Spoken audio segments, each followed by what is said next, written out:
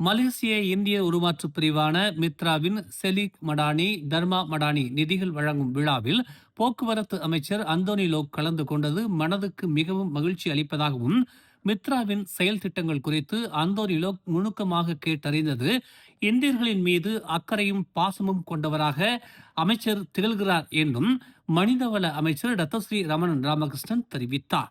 மித்ராவின் செலிக் மடானி திட்டத்திற்கு மடானி அரசு 8.87 million ringgit வழங்கி இருப்பதாகவும், இதன் மூலமாக 3612 இந்திய குழந்தைகளின் ஆரம்ப கல்வி தடையின்றி கிடைக்க வழிவகுக்கப்பட்டுள்ளதாகவும் டத்தஸ்ரீ ரமணன் ராமகிருஷ்ணன் கூறினார்.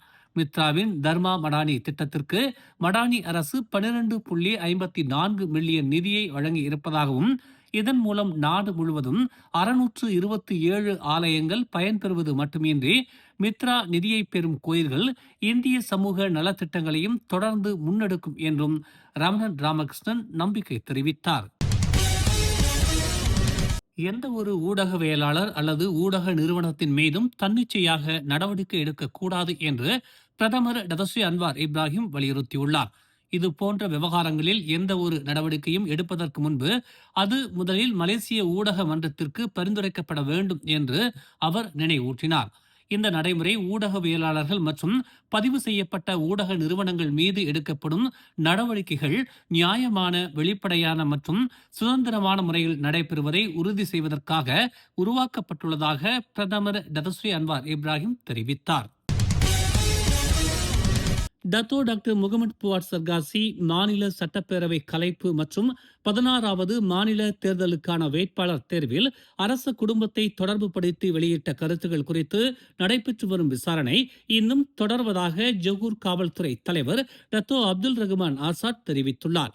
இந்த வழக்கு இன்னும் விசாரணையில் உள்ளது என்று குறிப்பிட்ட அவர், விசாரணை அறிக்கையை முழுமையாக்குவதற்கு பல அம்சங்களை இன்னும் ஆராய வேண்டி உள்ளதாக கூறினார். புவாட் சர்காசியின் கருத்துகள் அரச குடும்பத்தை இழிவுபடுத்தி இருப்பதாகவும், நம்பகமான மாநில அரசின் மீது பொய் குற்றச்சாட்டுகளை கூறியிருப்பதாகவும் நாடு முழுவதும் புவாட் சர்காசிக்கு எதிராக அம்னோ கட்சியினர் காவல்துறையில் புகார் அளித்து வருகின்றனர். இந்த புகார்கள் அனைத்தும் ஒருங்கிணைக்கப்பட்டு காவல்துறை விசாரணையை தொடர்ந்து நடத்தி வருவதாக டத்தோ அப்துல் ரகுமான் ஆசாத் தெரிவித்தார். ஜொகூர் மாநில தேர்தலின் முழு முடிவுகளும் இந்த சனிக்கிழமை இரவு 10 மணிக்குள் வெளியாகும் என்று தேர்தல் ஆணையம் எதிர்பார்ப்பதாக அறிவிக்கப்பட்டுள்ளது. தேர்தல் ஆணையத்தின் தலைவர் ரம்லான் ஹாரூன் இரவு முழுவதும் வெற்றி பெற்ற இடங்கள் குறித்த தகவல்களை வழங்காமல் முழு முடிவுகளை மட்டுமே ஆணையம் அறிவிக்கும் என்று தெரிவித்தார்.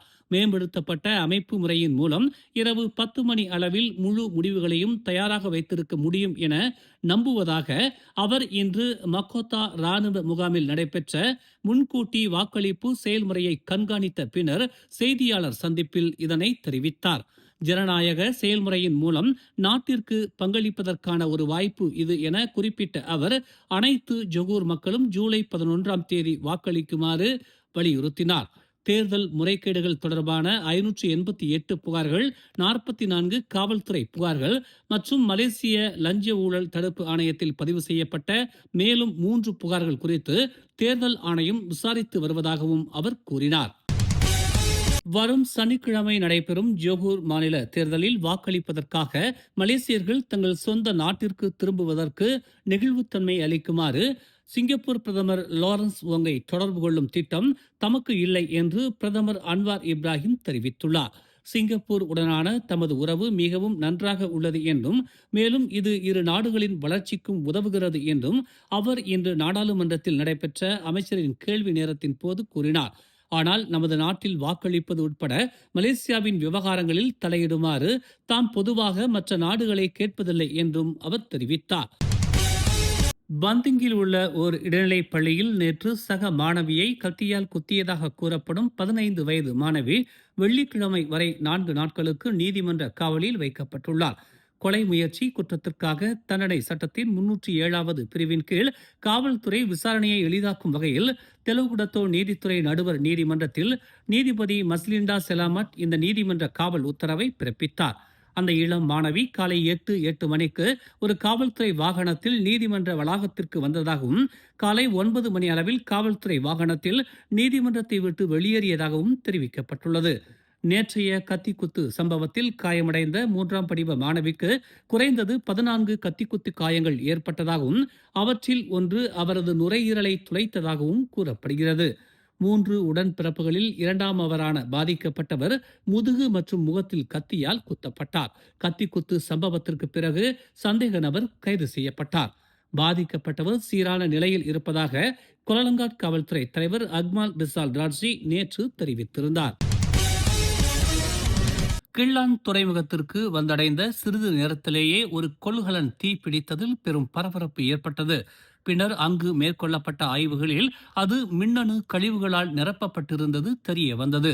துறைமுகத்தை வந்தடைந்த பிறகு கொள்கலன் ஒரு ட்ரெய்லரில் இருந்தபோது நேற்று காலை 7:05 மணிக்கு இச்சம்பவம் நிகழ்ந்ததாக மலேசிய எல்லை கட்டுப்பாடு மற்றும் பாதுகாப்பு முகமையான MCBA தெரிவித்துள்ளது.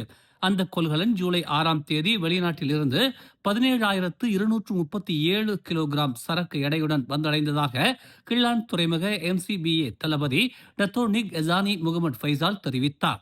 சரக்கு பட்டியல் உட்பட கப்பல் ஆவணங்களில் சரக்கு தகர தாதுக்கள் என்று குறிப்பிடப்பட்டிருந்ததாக அவர் கூறினார். இச்சம்பவத்தை தொடர்ந்து MCBA மற்றும் சுற்றுச்சூழல் துறை இணைந்து ஒரு கூட்டு ஆய்வை மேற்கொண்டன. ஏற்றுமதி ஆவணங்களில் அறிவிக்கப்பட்டபடி தகரத்தாது அல்லாமல் அந்த கொள்கலன் முழுவதும் மின் மற்றும் மின்னணு கழிவுகளால் நிரப்பப்பட்டிருந்தது ஆய்வில் கண்டறியப்பட்டதாக அவர் கூறினார். இறக்குமதி விதிமுறைகளை மீறியவர்கள் மீது கடுமையான நடவடிக்கை எடுக்கப்படும் என்றும் பொது பாதுகாப்பு, சுற்றுச்சூழல் மற்றும் தேசிய நலன்களை பாதுகாக்க விதிமுறைகளுக்கு இணங்குவது மிக அவசியம் என்றும் அவர் சுட்டிக்காட்டினார். மேலும் செய்திகளை தெரிந்து கொள்ள தமிழ் மலர் இணையதளம், தமிழ் மலர் செயலி மற்றும் மலர் டிவி யூடியூப் சேனலை வலம் வாருங்கள். எங்களோடு இணைந்திருக்க மலர் டிவியை பதிவு செய்து கொள்ளுங்கள். உறவுகள் மகிழ்ந்திட விருப்பம் மற்றும் பகிர்வு சேவையை சொடுக்கிடுங்கள்.